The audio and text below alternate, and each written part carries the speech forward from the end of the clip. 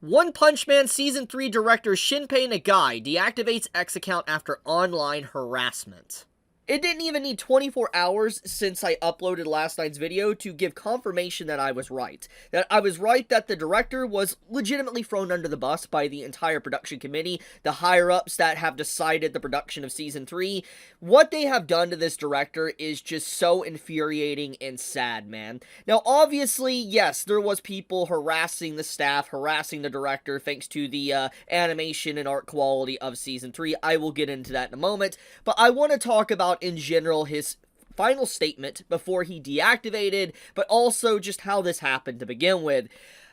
In yesterday's video, in the final stretches of it, I talked about how the director was just really dealt a bad hand. That, honestly, we like to say that One Punch Man Season 3 was thrown under the bus, but I legit believe that the director was thrown under the bus a lot harder. Because he even stated with his own comments that he was shocked that he got the project. He was shocked that he was given the task when he was known for making, like, romantic comedy series. And so, when you have the director shocked or embarrassed that he got such a high-profile project, it was pretty worrisome, but he was even wondering, like, what's going on here, and just everything about the situation before everything went down last night, yesterday, and just since Season 3 aired, it's just been a series of bad decisions from everyone on top that gave the staff and this director such a bad hand. This was literally the only outcome that would probably happen. And they knew. They literally allowed this director and the staff to pretty much walk into a burning house and didn't even give them any protection, any flame-resistant suits or anything like that. They just allowed them to walk in and just get grilled at the stake. It is so disgusting what the production committee and everyone on top, like Bandai as well and all that is associated with this project, what they did to this man. Because now his career is forever tarnished. His career as a director or an animator or whatever will have this permanent stain on it going forward, because people, if they look at an anime and they see his name associated with a project, they're instantly going to say, oh, it's going to be awful. Oh, it's going to be Season 3 One Punch Man level. That's what you're going to get. And that is just so disheartening. It's sad, man. It really infuriates me, because that's how the production committee and everybody on top gets away with this, because there's these, like, shadowy, no-name figures at the top that do these production decisions with the different companies and animation studios, and most people aren't even aware that they exist, and they get away with it, while you have directors or studios like JC Staff taking the full blunt blame of the entire situation, and I'm just like, dude, oh, it's so horrendous, man. So, with that being said, let's get into what his final statement was. I have some rather unfortunate news. There are a few people among my followers who are pretending to be allies, but are actually engaging in rage baiting, so I've decided to delete my account. Their actions, such as taking my statements out of context, trying to elicit comments that violate NDAs, or turning them into profit, are unacceptable and cannot be overlooked. I've always done my best for the fans with utmost certainty, but I've come to the conclusion that continuing in this environment is untenable for this project. It's always the genuine fans who end up suffering the most. I cannot forgive those who tarnish the staff's honor or exploit the struggles of the creators for profit through hate. Therefore, I will be deleting Shinpei Nagai's account entirely. I will not create any accounts in the future either. I cannot overlook actions that degrade the work itself, so I ask for your understanding. Honestly, this is taking a toll on my mental health, and it only brings negatives to the work, the staff, and the original creators. But such despicable behavior is unforgivable. To the fans who have been truly kind to me, I want to express my gratitude and apologies. It was truly enjoyable. Now, there's a lot of things I could take away from this post, but there is one statement here that really stood out to me upon my first read, and it is this. Their actions, such as taking my statements out of context, trying to elicit comments that violate NDAs, or turning them into a profit. I have a feeling I know exactly who he's talking about, and I'm just going to rip the band-aid off right here, right now.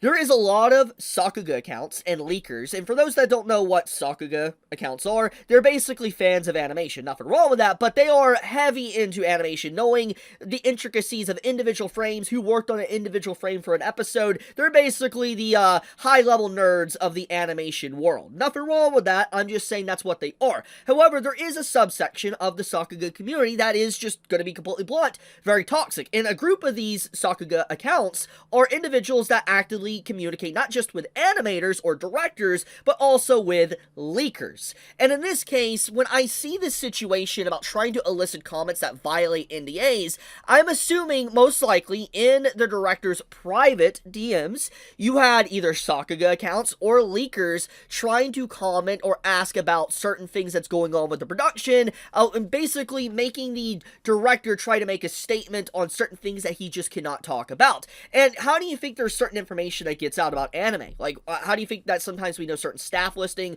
or who's working on something? How do you think we get certain early leaks or images of anime or manga or something? It's because you have people that are actively leaking things or talking with staff or whatever, like for instance the animation staff. So when you see this type of situation, I'm going to take an educated guess that there was probably some leakers or Sakuga accounts that were following the director of One Punch Man, trying to get him to explain what exactly is going on, how this all happened, but obviously the director didn't want to break NDA, violate it, and get into any trouble whatsoever, which is why I think he made this statement. I feel like this is a very important one, because the reason why he also said turning them into a profit, for those that do not know, people that post leaks, like for instance on social media, the first person to post leaks, they get a lot of engagement, they get a lot of recognized like notoriety, they become infamous. And there's a reason why there's certain leaks in the gaming community or anime community, manga community, comic community, whatever community, there always is leaks. Clearly.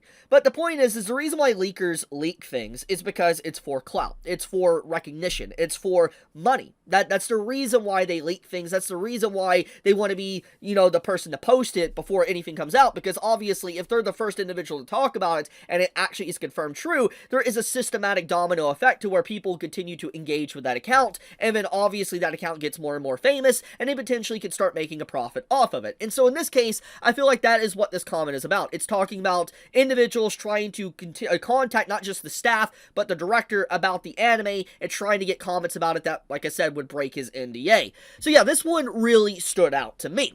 Now, with that being said, there's another one that stood out to me, which is his mental health. Now, I am aware, I have been told recently that apparently the director was commenting about their health, that the production of the anime was taking a toll on their health, and this honestly doesn't surprise me at all, and the reason why is because this is a story as old as time, basically, since anime's inception. You have continuous directors, animators, staff, assistants, whatever, that always have some form of health issue because they're overworked and don't have enough time to be able to get things done properly. This is a common theme, a common trend in the anime industry. It's a very sad thing. It's something that even happens in the manga industry, which I've made recent videos talking about Oda's health, for example. You know, it is a common trend. And in this case, I'm not really shocked that the whole situation is taking a hit on his mental health, especially with, you know, comments apparently of him talking about how the production, he was stressing out to get everything done on time. So seeing this type of statement, it makes sense. I mean, imagine being absolutely hit by millions upon millions of people just being upset with your work of what you've done on season 3. Obviously, this would destroy anyone's mental health. It would. And clearly, this individual, the director, is not used to probably talking with an overwhelming amount of people. And as I even said in my video yesterday, he was put in a very bad spot. Like, the fact that he is having to play PR and play director and help with the animation, all these other little things that we're unaware of within the anime is so sad, man. Like, he's just doing so much for one guy, and so it makes sense why anyone would have a mental health crisis at this point. It's not right. And like I said, this makes me very angry with the production committee for even putting him in this spot. They did this to him. They did this to him and made it now to where he is basically forever stained. His legacy is tarnished because of what they did to him. It would make me so mad if I was him, honestly. I'm going to be honest. I'm not him, but if I was him, I would be upset about the entire situation. But with that being said, though, it's just, I guess we need to talk about criticism, because I feel like this is a very big part to really discuss. Obviously, harassing the staff and animators, everything that's going on here is unacceptable. I completely have said already multiple times, I've said it many times with many other anime as well and stuff, don't harass the staff. You can critique it, you can dislike the work, don't harass the staff. It's a very simple, common sense thing, but obviously, in this day and age, people are unhinged, they don't have common sense. I feel like people have negative IQ, just gonna be completely blunt. And the thing here is that even though I don't think you should ever harass the staff, you can critique their work. You can critique One Punch Man. And I feel like this entire situation with the director is going to once again lead to another systematic domino effect, which I even hinted at yesterday, where it's going to deflect any form of criticism that you could have about the product, that you could have about Season 3. And that is completely a full stop. No. Yes, I feel bad for the director. This should not have happened to him. This should not be a thing. He should not have had to deactivate or whatever.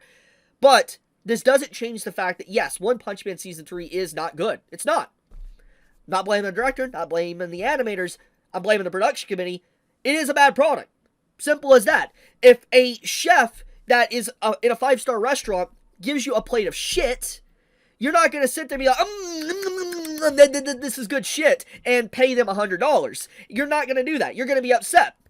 Obviously, you're a consumer, you're someone that is there to pay for a product or watch a product or whatever.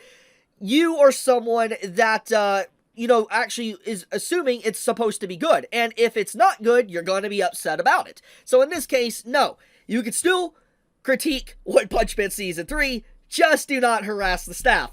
There you go. It's that simple. Really is. But obviously, it's hard for people to understand that one. I'll leave it at that, though. I just wanted to talk about this because this entire situation made me very upset to wake up to, and I cannot believe how we got here. Like, man, One Punch Man Season 3 really is turning out exactly like I said it would this past summer. I said it was going to be the biggest disaster of 2025 of anime, and here we are. It really is looking like that. But okay, be safe, stay healthy, love you guys, Chibi out.